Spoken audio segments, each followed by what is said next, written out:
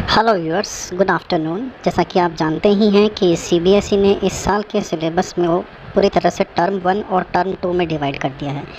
और टर्म 1 में जो आने वाले क्वेश्चंस हैं वो पूरी तरह से एमसीक्यू टेस्ट ही होगा, तो इसलिए हमें हर लेसन को थोड़ा ध्यान से देखने की ज़रूरत है। इसी क्रम में मैंने द लास्ट लेसन जो आपकी फर्स्ट चैप्टर है उसके एमसीक्यूज़ तैयार किए हैं। तो आइए उन एमसीक्यूज़ को डिस्कस करते हैं। जो पहला क्वेश्चन है, who has composed the lesson the last lesson, यानी इस लास्ट लेसन को किसने कंपोज किया है। ऑब्वियसली इसका जो ऑप्शन दिए हुए हैं वो हैं विलियम डगलस, अल्फोंस डॉडेट, कमला दास और जैक फिनी। तो करेक्ट आंसर है अल्फोंस डॉडेट। जबकि जो विलियम डगलस हैं वो डीप वाटर के कंपोज़र हैं, कमला दास जो है वो माई मदर एट 66 की कंपोज़र हैं, ये एक पोएम है। और जैक फिनी जो है आपका विस्टास का जो पहला चैप्टर है द थर्ड लेवल उसके कंपोज़र हैं। तो यहाँ राइट आंसर क्या हुआ, Alphonse Daudet. The story background of the lesson the last lesson is set in, यानी जो लास्ट लेसन जो स्टोरी है उसकी बैकग्राउंड क्या है। Japan America war, India Pakistan war, Franco Prussian war, none of this. तो राइट आंसर है इसका फ्रेंको प्रूशियन वॉर, यानी ये फ्रांस और पर्शिया जो दो कंट्रीज़ थे उनके बीच में जो युद्ध हुआ था वो स्टोरी बैकग्राउंड है इस लेसन की, लास्ट लेसन की। तीसरा है, France was defeated by, France को किसने डिफीट किया था। प्रूशिया ने, अमेरिका ने, इटली ने, जापान ने। जैसा कि हम ऊपर वाले क्वेश्चन में डिस्कस कर चुके हैं कि ये फ्रेंको प्रूशियन वार था, तो ऑब्वियसली फ्रांस को इस लेसन की बैकग्राउंड की बात करें तो इसमें प्रूशिया ने डिफीट किया था, तो इसका करेक्ट आंसर है प्रूशिया। उसके बाद अगला क्वेश्चन है, Franz did not want to go to school because, Franz उस दिन स्कूल नहीं जाना चाह रहा था। क्यों नहीं जाना चाह रहा था। His teacher would ask him the rules of participles. He feared of his teacher. The weather outside was brilliant. He wanted to enjoy the weather. All of above. इसका correct answer all of above है, क्योंकि उसका teacher जो था M हैमल वो उससे अगले दिन पार्टिसिपल के रूल्स पूछने जा रहे थे जो उसको आते नहीं थे। He feared of his teacher, इसलिए उसे अपने टीचर का डर लग रहा था। And the weather outside was brilliant, और वेदर जो बहुत अच्छा था। He wanted to enjoy the weather, वो उस वेदर को एन्जॉय करना चाहता था। तो ये सभी तीनों के तीनों रीजन्स रिस्पॉन्सिबल हैं उस चीज़ के लिए जिसके कारण फ्रेंच स्कूल नहीं जाना चाहता था। मैं आप सभी बच्चों को रेकमेंड करूँगा कि एक बार इस लेसन की जो शॉर्ट हिंदी समरी है उसको ज़रूर जान लें, उसको ज़रूर पढ़ लें, ताकि आपको ये एमसीक्यूज अच्छे से समझ में आए। तो अगर आपको अभी तक आपने इसकी शॉर्ट समरी नहीं पढ़ी है तो ऊपर आई बटन पे देखिए, आपको एक लिंक दिखाई दे रहा होगा, उस पर क्लिक करके पहले इसकी समरी पढ़िए और फिर इन एमसीक्यूज़ को पढ़िए ताकि आपको ये कंठस्थ याद हो जाएंगे। फिफ्थ क्वेश्चन देखिए, there was a crowd in front of the bulletin board. Bulletin board यानी स्कूल के बाहर बुलेटिन बोर्ड, नोटिस बोर्ड लगा हुआ था, उसके बाहर क्राउड थी, भीड़ थी। क्यों थी भीड़। टू मीट एम हैमल से मिलने के लिए, टू मीट फ्रेंड से मिलने के लिए, to read the latest notice, अभी कोई लेटेस्ट नोटिस जो आया हो उसको पढ़ने के लिए, या बोथ ए एंड बी, दोनों ए और बी, एम हैमल से मिलने के लिए या फ्रेंड से मिलने के लिए। तो करेक्ट आंसर है to read the latest notice, जो अभी कोई नोटिस आया था उसको पढ़ने के लिए इतनी सारी भीड़ इकट्ठा थी। Don't go so fast bub, you will get to your school in plenty of time. Who said these words, ये वर्ड्स किसने कहे थे। डोंट गो सो फास्ट, इतनी जल्दी मत भागो बच्चे, you will get to your school in plenty of time, तुम इनफ टाइम में अपने स्कूल पहुंच जाओगे। ये किसने कहा था। एम हैमल जो कि टीचर थे उन्होंने कहा था। नहीं, वेक्टर जो एक व्यक्ति था, ब्लैकस्मिथ लोहार था, उसने कहे थे। फ्रेंच ने अपने आप को कहे थे। अप्रेंटिस ऑफ द ब्लैकस्मिथ, या जो ब्लैकस्मिथ का अप्रेंटिस था उसने कहे थे। करेक्ट आंसर है वेक्टर, जो कि ब्लैकस्मिथ था उसने ये वर्ड्स कहे थे। What generally not use to happen in the school, उस लास्ट लेसन के डे को छोड़कर स्कूल में यूजुअली क्या नहीं हुआ करता था। द चिल्ड्रन सैट साइलेंट, बच्चे चुपचाप बैठते थे। The teacher looked very calm, teacher बहुत शांत दिखाई दिया करता था। There was a great sound of desk की बहुत तेज़ आवाज़ हुआ करती थी। ऑल ऑफ अबाउ, या फिर सारे के सारे। यानी आप क्वेश्चन को ध्यान से देखिए, क्या नहीं हुआ करता था स्कूल के अंदर। तो क्या नहीं हुआ करता था, बच्चे चुपचाप बैठते थे, ये नहीं हुआ करता था। बाकी जो है टीचर जो है काम दिखाई देता था, ऐसा नहीं था। There was a great sound of desk की आवाज़ बहुत तेज़ आया करती थी। तो obviously option number A, the children set silent, is the correct answer. What changes did Franz see on the day of the last lesson, Franz ने last lesson के दिन क्या क्या चेंजेस देखे। All were still and focused towards the study, सभी चुपचाप थे और पढ़ाई की तरफ ध्यान लगाकर बैठे थे। The teacher was looking very calm and wearing special dress. Teacher जो था उस दिन बहुत शांत था और उसने बड़ी स्पेशल ड्रेस पहनी हुई थी। Villagers were sitting at the back benches. Villagers बैठे हुए थे बैक बेंचेस में, या फिर all of above. Correct answer is D, all of above. ऐसा सब कुछ था, सब कुछ ऐसा हुआ था। नेक्स्ट क्वेश्चन है, the villagers had come to school on the day of the last lesson. Last lesson के दिन विलेजर्स स्कूल में आए थे। उस दिन क्या करने आए थे? To inspect the school arrangement, school की व्यवस्थाएं देखने आए थे। To study their last lesson, उनका लास्ट लेसन पढ़ने आए थे। टू एक्सप्रेस देयर ग्रेटिट्यूड, अपना ग्रेटिट्यूड यानी थैंकफुलनेस, आभार व्यक्त करने आए थे। या D, both B and C? तो correct answer is D, both B and C, यानी अपना लास्ट लेसन भी पढ़ने आए थे और अपने थैंकफुलनेस को एक्सप्रेस करने के लिए भी आए थे। नेक्स्ट क्वेश्चन है, how did Franz react when he came to know about the last lesson. Franz ने कैसे रिएक्ट किया जब उसे लास्ट लेसन के बारे में पता चला, जब टीचर ने ये अनाउंस किया कि ये लास्ट लेसन था? ही वॉज हैप्पी, बहुत खुश हुआ वो। ही वॉज सैड, बहुत दुखी हुआ। ही वॉज शॉक्ड, उसको झटका लगा। Both B and C? तो करेक्ट आंसर है बोथ बी एंड सी। वो सैड भी था और वो शॉक्ड भी था।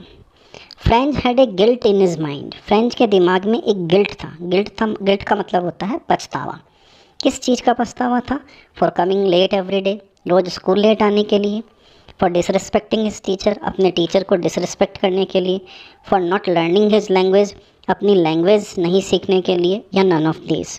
तो ऑब्वियसली करेक्ट आंसर है for not learning his language, अपनी भाषा को नहीं सीखने के लिए उसके मन में गिल्ट था। How many years had M Hamel worked in the school. M Hamel ने उस स्कूल में कितने साल के लिए काम किया था? 10 साल, 20 साल, 30 साल, 40 साल? करेक्ट आंसर है 40 साल, 40 years. How did French recite his grammar lesson. जब टीचर ने फ्रेंच को अपना ग्रामर लेसन रिसाइट करने के लिए कहा तो उसने कैसे रिसाइट किया? He spoke each and every rule loud and clear. उसने हर नियम को बिल्कुल साफ साफ बोला। He could not speak anything, या वो कुछ बोल ही नहीं पाया। He spoke all the words and rules in a mixed way, और या फिर उसने सारे रूल्स और वर्ड्स को मिक्स कर दिया। नन ऑफ दीज, या फिर डी ऑप्शन है नन ऑफ दीज। तो करेक्ट आंसर है he spoke all the words and rules in a mixed way. उसने सारे के सारे नियम और सारे के सारे शब्दों को मिक्स कर दिया। Whom did M Hamel blame for not learning French language. M Hamel ने फ्रेंच लैंग्वेज न सीखने के लिए किस पर दोषारोपण किया? ब्लेम का मतलब दोष लगाना। टू हिमसेल्फ, अपने आप पर। टू चिल्ड्रन, बच्चों पर। टू पेरेंट्स ऑफ चिल्ड्रन, बच्चों के माँ बाप पर। ऑल ऑफ अबव, या फिर सभी पर? करेक्ट आंसर है ऑल ऑफ अबव। उन्होंने सभी को इसके लिए रिस्पॉन्सिबल बताया था। M Hamel blamed himself. तब सवाल ये उठता है कि एम हैमल ने अपने आप को क्यों ब्लेम किया? Because he had been always late, क्योंकि वो स्कूल रोज़ लेट आया करता था। Because he had beaten students, क्योंकि उसने स्टूडेंट्स को पीटा था। C, he had sent his students to water his flowers. उसने अपने बच्चों को, जो स्टूडेंट्स थे, उनको फ्लावर्स को पानी देने के लिए भेजा था। या फिर बोथ ए एंड बी, या फिर आपका both A and B right answer है? जी नहीं, option C is the right answer. He had sent his students to water his flowers. उसने जो अपने स्टूडेंट्स थे उनको अपने जो फूल थे उनमें पानी डालने के लिए भेजा था। तो अगर आप देखेंगे तो एम हैमल ने 2 कारणों से अपने आप को ब्लेम किया था। एक तो उसने बच्चों को पानी डालने के लिए भेजा, और दूसरी चीज़ है कि जब कभी बच्चों को हॉलीडे चाहिए था, जब कभी उसको फ़िशिंग पे जाना था, तो वो बच्चों को हॉलीडे दिया करता था, इसलिए उसने अपने आप को ब्लेम किया। M Hamel blamed children and their parents. M Hamel ने बच्चों को और उनके पेरेंट्स को क्यों ब्लेम किया? For not paying proper attention to study. उन्होंने प्रॉपर अटेंशन नहीं दी थी स्टडी में, इसलिए उनको ब्लेम किया। For putting off everything till tomorrow, हर चीज़ को अगले दिन के लिए स्थगित करने के लिए ब्लेम किया। For preferring money on study, या फिर पैसे को ज़्यादा इम्पोर्टेंस देने के लिए ब्लेम किया। या फिर all of above? All of above ये बिल्कुल करेक्ट आंसर है। ये सभी चीज़ों के लिए एम हैमल ने बच्चों को और उनके पेरेंट्स को ब्लेम किया था।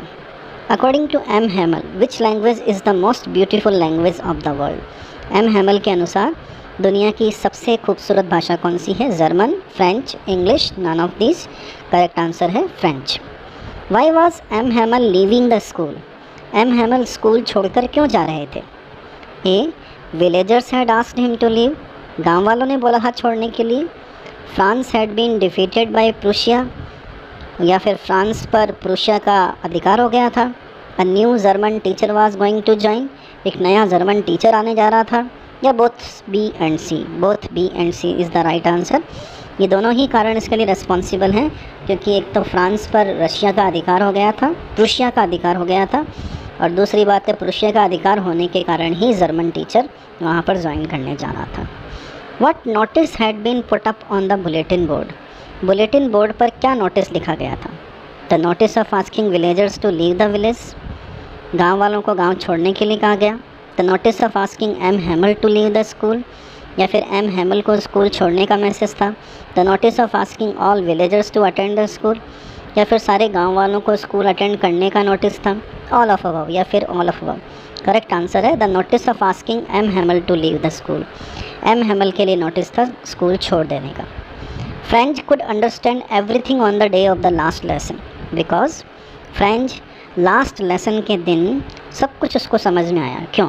Because he was paying full attention to the study, क्योंकि वो स्टडी में पूरी अटेंशन पे कर रहा था। He was beaten badly by the teacher, या फिर उसको टीचर ने उसको बुरी तरह से मारा था इसलिए सब कुछ समझ में आ रहा था। He had already studied that lesson at home, या घर पर पढ़ कर आया था। None of above. तीसरा चौथा आंसर है, चौथा ऑप्शन है नन ऑफ अबव। तो करेक्ट आंसर है he was paying full attention to the study. उसे लास्ट के दिन सब कुछ इसलिए समझ में आ रहा था क्योंकि वो स्टडी को पूरी तरह से उसने अटेंशन पे की थी।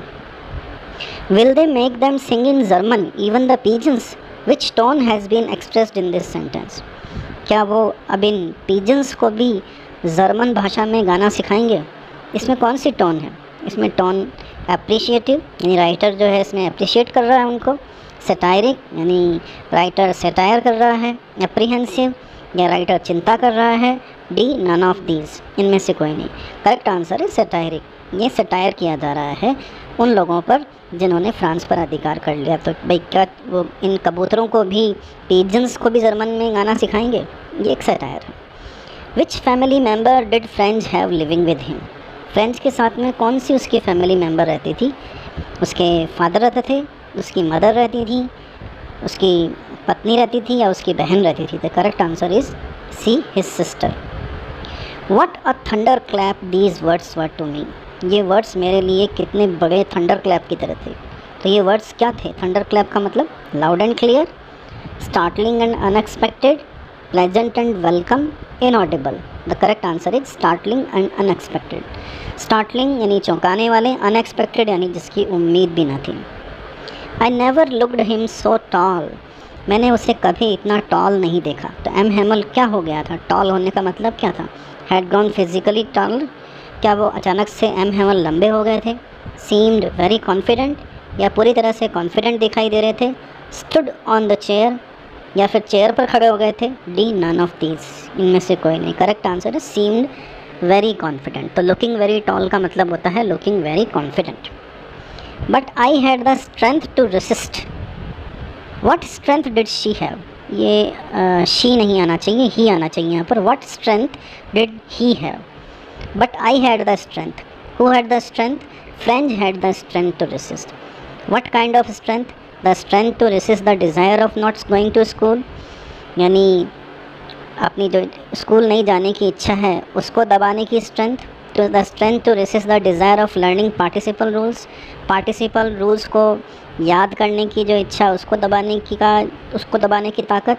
The strength to resist the desire of going to school, school जाने की इच्छा को दबाने की जो ताकत है वो, या नन ऑफ दी, या इनमें से कोई नहीं। करेक्ट आंसर है the strength to resist the desire of not going to school. आपने देखा होगा शुरुआत में लिखा हुआ है Franz did not want to go to school because of 2 reasons. फिर उसके बाद भी he had the strength to resist the desire, लेकिन उसमें एक स्ट्रेंथ यानी ताकत थी अपने डिज़ायर को दबा देने की। कौन सी डिज़ायर? स्कूल ना जाने की। तो यहाँ करेक्ट आंसर है ए, ऑप्शन नंबर ए। तो ये थे 25 MCQs विद आंसर्स। आप इनको अच्छे से तैयार करें टर्म 1 के लिए जो CBSE इस साल एग्ज़ामिनेशन लेने जा रही है। और अगर आप इस पूरी ई बुक को ख़रीदना चाहते हैं PDF फॉर्मेट में तो इस वीडियो के डिस्क्रिप्शन में जाएं, वहाँ पर ये आपको बुक अवेलेबल हो जाएगी। वहाँ एक लिंक मिलेगा, उस लिंक पे क्लिक करते ही आपको ये बुक अवेलेबल हो जाएगी, वहाँ से आप इसे ख़रीद सकते हैं। Thank you very much for watching the video and if you like it please give a like and share among your friends. Thank you.